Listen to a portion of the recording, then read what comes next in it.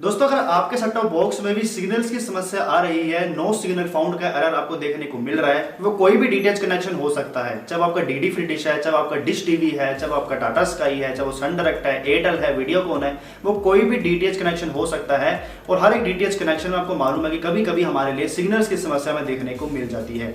जिसकी वजह से हमारे लिए कोई भी चैनल नहीं चलता है। अब बताना चाहूंगा कुछ कारण ऐसे होते हैं जो कि छोटे मोटे होते हैं और उसकी वजह से भी हमारे लिए सिग्नल्स बंद हो जाते हैं, और उसके लिए हम जो है स्पेशली कंपनी के पास फोन करके टेक्नीशियंस को बुला लेते हैं, यानी सर्विस इंजीनियर्स को बुला लेते हैं, और उसके लिए हमें भारी भरकम चार्ज भी करना पड़ता है। अगर 250 रुपये या 300 रुपये भी हमें छोटी सी प्रॉब्लम के लिए देने पड़ रहे हैं, जिसे हम आसानी से खुद से भी सोल्व कर सकते हैं, तो कहीं ना कहीं हमारे लिए ये मुफ्त का ही पैसा देना हुआ। तो ऐसे में यहाँ पर कुछ ऐसे स्टेप्स आपको मैं बताऊंगा जिसको देखकर आप समझ पाएंगे कि अगर कभी आपके डीटीएच कनेक्शन में भी कुछ इसी तरीके से सिग्नल की समस्या आपको देखने को मिल रही है, तो जो आपको मैं स्टेप्स बताऊंगा उससे देखकर आपको मालूम हो जाएगा कि अगर इसी में से कोई भी समस्या आपके साथ आ रही है तो उससे आप कैसे सोल्व कर सकते हैं। यानी कि यहाँ पर जो आपको मैं स्टेप्स दिखाने वाला हूं वो कुछ ऐसे कारण हैं जिसकी वजह से हमारे लिए सिग्नल्स बंद हो जाते हैं। केवल हमारे लिए एक ही कारण नहीं होता है कि हमारी डिश अलाइनमेंट हिल गई जिसकी वजह से हमारे सिग्नल्स नहीं आ रहे हैं, और भी कई ऐसे कारण होते हैं जिसकी वजह से हमारे बॉक्स में सिग्नल्स नहीं आते हैं। तो वही कारण जो है आज आपको मैं इस वीडियो के माध्यम से बताने वाला हूं। तो चलिए एक बार इस वीडियो की शुरुआत कर लेते हैं, लेकिन उससे पहले अगर आप हमारे चैनल पर पहली बार आए हैं तो चैनल को सब्सक्राइब जरूर कीजिएगा और इस वीडियो को भी अपने दोस्तों के साथ शेयर जरूर कीजिएगा, ताकि उनको भी अगर कभी इसी तरीके की समस्या उजागर हो तो वह आसानी से इसे खुद से ही सोल्व कर सके और अपने पैसे बचा सके। तो चलिए वीडियो की शुरुआत कर लेते हैं।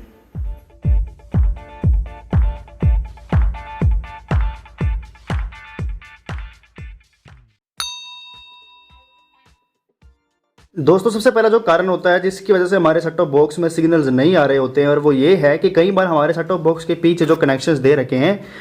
उसमें आपको जो आपके पीछे आप देख सकते हैं, आपका एक तो LNB की ओर से जो वायर आ रही है, एक जो वायर है वो है आपके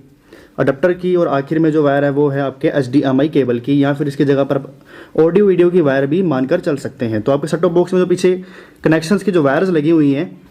ये आप अच्छी तरीके से चेक करें कि सही लगी हुई है कि नहीं। कई बार क्या होता है, हमारी जो LNB की वायर होती है वो ढीली हो जाती है, जिसकी वजह से हमारे बॉक्स में सिग्नल्स रिसीव नहीं हो पा रहे होते हैं। जैसे कि आपको मैं दिखाना चाहूँगा, ये जो वायर है, ये वाली जो वायर है केबल की, इसको देखें ये टाइटली है कनेक्टर के साथ कि नहीं। अगर यहाँ से लूज है तो हो सकता है कि हमारे सिग्नल्स हमारे यहाँ पे दिक्कत कर रहे हैं। तो इस चीज़ को आप समझ कर चलिए कि पीछे भी सबसे पहले आप चेक करें कि सब कुछ परफेक्टली फाइन है कि नहीं, HDMI केबल सही से लगी है कि नहीं लगी है, डिश एंटीना की जो केबल वायर है वो सही से लगी है नहीं लगी है आपके बॉक्स में, और जब आपकी अडेप्टर की वायर वो भी सही तरीके से लगी होनी चाहिए, वरना शॉर्ट सर्किट का जो है वो हमारे लिए इशू हो सकता है। दोस्तों, कई बार क्या होता है, हम अपनी केबल वायर को लंबा करने के लिए या फिर कह लीजिए उसकी लेंथ को बढ़ाने के लिए उसमें हम दो तरीके के जोड़ लगा देते हैं, ताकि हमारी जो केबल वायर है वो लंबी हो सके और हमारे टीवी तक या फिर कह लीजिए डिश एंटीना तक पहुंच सके। तो हम क्या करते हैं, अपनी केबल वायर्स की लेंथ को बढ़ाने के लिए उसमें जॉइंट लगा देते हैं। तो हमें वायर में एक दूसरे से जॉइंट नहीं करना चाहिए। इसके लिए क्या होता है, हमारे लिए खास जॉइंटर्स बनाए गए होते हैं, जैसे कि आप देख सकते हैं। इससे आप इजीली जो है अपनी वायर्स को लंबा भी कर सकते हैं। दो जॉइंटर के साथ दो कनेक्टर को लगाकर यहाँ पर जो है आप इजीली अपनी वायर की लेंथ को बढ़ा सकते हैं। और ये भी हमेशा ध्यान रखें कि अगर इस तरीके का प्रयोग करेंगे तो आपको इजीली जो है वो सिग्नल्स अच्छे आएंगे, और कभी भी आपको सिग्नल इंटरप्शन या फिर नो सिग्नल की समस्या देखने को नहीं मिलेगी। अगर आपने भी कोई इसी तरीके से जोड़ लगाकर अपने तारों को लंबा करके DTH कनेक्शन लगाया हुआ है तो ऐसे में उससे बचे, और इस तरीके के जो जॉइंटर्स हैं वो इजीली आपको 25 या 30 रुपये का मिल जाते हैं,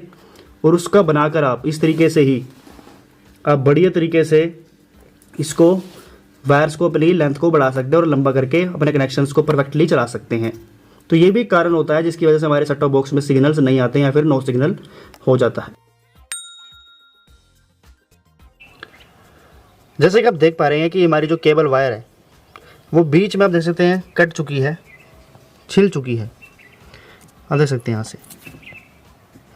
इसकी वजह से भी कई बार हमारे जो सिग्नल्स हैं वो दिक्कत कर सकते हैं, क्योंकि तार जो है वो कहीं ना कहीं से अंदर ही अंदर हमारे लिए ख़राब होने लग गई है। हमारी जो केबल वायर है वो कहीं ना कहीं बहुत ही पुरानी होने लग गई है। तो ये भी मात्र कारण हो सकता है जिसकी वजह से हमारी जो डिश है उसमें सिग्नल्स जो है वो दिक्कत कर रहे हैं। तो आपको जितना हो सके जल्द ही अपनी केबल वायर को चेंज करा लेना चाहिए अगर आपको ऐसी कोई प्रॉब्लम नज़र आ रही है। तो आपको जब भी है हर 6 महीने में या साल में अपनी केबल वायर को भी जरूर चेक कर लेना चाहिए। एक और जो प्रॉब्लम होती है जिससे हमारे डिश एंटीने में सिग्नल नहीं आते हैं वो है हमारे LNB का ख़राब हो जाना। जैसे कि आप देख सकते हैं कि हमारा जो LNB आगे लगा हुआ है जिससे हमारे डिश एंटीने में सिग्नल्स रिसीव होते हैं और वो सिग्नल्स हमें हमारे सेट टॉप बॉक्स में मिलते हैं, वो कहीं ना कहीं हमारे लिए काफ़ी पुराना हो चुका है और वो ख़राब होने लग गया है। आगे से आप देख सकते हैं इसका जो प्लास्टिक है वो भी पूरी तरीके से ख़राब हो चुका है। तो ऐसे में अगर आपके साथ भी ऐसी कोई प्रॉब्लम आ रही है तो आपको जितना हो सके जल्द ही अपने LNB को चेंज करवा लेने की ज़रूरत है, तभी आपके सिग्नल्स में दिक्कत आपको देखने को मिल रही है। तो ये भी कारण हो सकता है जिससे हमारे डिश एंटीने में या फिर हमारे सेट टॉप बॉक्स में सिग्नल्स हमें नहीं मिलते हैं।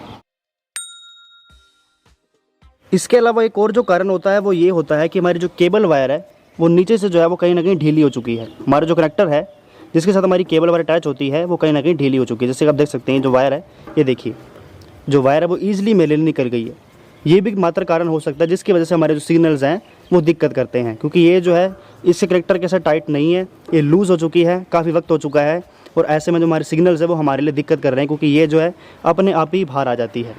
तो ये भी कारण हो सकता है जिससे आपके डिश एंटीने में सिग्नल्स ना आ रहे हो। तो जितना जल्दी हो सके आपको जो है इससे अपने कनेक्टर्स को चेक कर लेने की ज़रूरत है। जितना हो सके आप बार बार जो है 6 महीने में या साल में ज़रूर कनेक्टर्स को और वायर्स को अच्छी तरीके से चेक करें कि कहीं ढीले तो नहीं हो गई हैं, ख़राब तो नहीं हो गई है। दोस्तों इसके अलावा आप देख सकते हैं कि हमारा जो LNB लगा हुआ है इसके नीचे जो वायर लगी हुई है उसका जो कनेक्टर है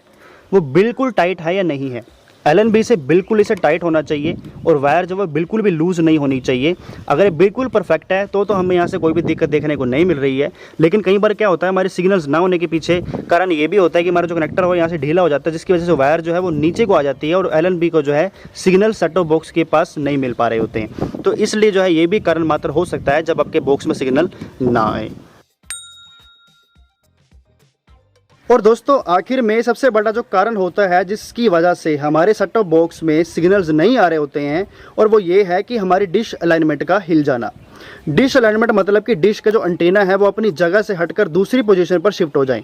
और उसका जो सबसे बड़ा मात्र कारण होता है वो ये है कि जब हमारा मौसम बदलता है, कभी आंधी बनती है, कभी तूफान आते हैं,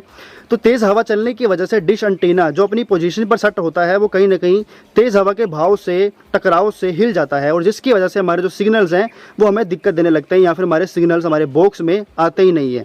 जैसे कि आपको मैं दिखाने की कोशिश करूंगा, मान लीजिए डिश टीवी का एंटीना है और ये 95 डिग्री ईस्ट अपने डिश टीवी की पोजीशन पर सेट है, लेकिन तेज़ हवा चलने की वजह से ये जो अपनी पोजीशन है वो वहाँ से भटक कर ये उधर हो गया। देखिए आपको मैंने हिलाकर दिखाया है कि कैसे तेज़ हवा चलने की वजह से वो ऐसे हिल सकता है और अपनी पोजीशन से देखिए वो यहाँ पे था और वहाँ पे खिसक गया है। तो जिसकी वजह से सिग्नल्स जो है वो हमारे बॉक्स में नहीं आ पा रहे हैं। जबकि बाकी आप देख सकते हैं कोई LNB में या फिर वायर में दिक्कत नहीं है, बस वो अपनी पोजीशन से भटक गया है, जहां उसको सेट होना चाहिए था वहां से हवा से हिलकर वो उधर हो गया है, जिसकी वजह से हमारे बॉक्स के अंदर सिग्नल्स उसके नहीं आ रहे हैं। तो जैसे ही हम इसको अपनी पोजीशन पर सेट करेंगे तो वो आसानी से हमारे जो सिग्नल्स की दिक्कत है वो दूर हो जाती है। तो ये भी सबसे बड़ा कारण होता है जिसकी वजह से हमारे सेट टॉप बॉक्स में सिग्नल्स नहीं आते हैं। अगर आप हमारे चैनल पर पहली बार आए हैं तो चैनल को सब्सक्राइब जरूर कीजिएगा और इस वीडियो को भी अपने दोस्तों के साथ शेयर जरूर कीजिएगा, ताकि उनको भी अगर कभी इसी तरीके की समस्या उजागर हो तो वह आसानी से इसे खुद से ही सॉल्व कर सके और अपने पैसे बचा सके।